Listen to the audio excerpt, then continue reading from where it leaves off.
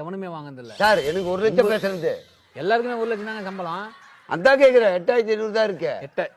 8500 கணக்கு சொல்றேன். அதுவே எப்படி போச்சுன்னு சரி நான் சொல்றேன். என்ன சொல்லுங்க, உங்க பேர் என்ன? கோதண்டம் தானே? சொல்லுங்க. கோதண்டம். எவ்வளவு மாச சம்பளம்? எவ்வளவு? 1 லட்சம் சார். 1 லட்சம் இருந்தாங்க போட்டுங்க. 1 லட்சம் உங்களுக்கு போட்டுங்க. இது நீங்க கொடுங்க சொல்லுங்க. வாங்க இருங்க. நீங்க வாங்குற சம்பளங்க இப்ப புடிப்புலாம் போனோம்ல. புடிப்புனா எத்தனை நாள் லீவ் போட்டீங்க?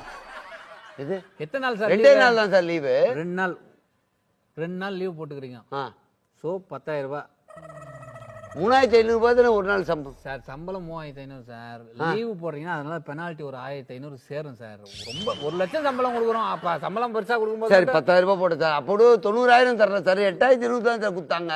சொல்றேன் சார். மீதி எத்தனை நாள் வேலைக்கு வந்தீங்க? 2 நாள் போச்சு லீவு. மீதி 28 நாள் ஆபீஸ்ல இருந்தீங்களா? 4 சண்டேஸ் போச்சுன்னா மீதி எத்தனை நாள்? 24 நாள்.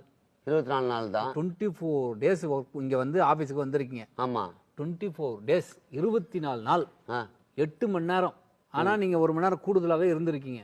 பாராட்டுக்கள். ஏன்னா வேலை செய்யற கம்பெனில 6 மணிக்கு போக வேண்டிய ஆள் 7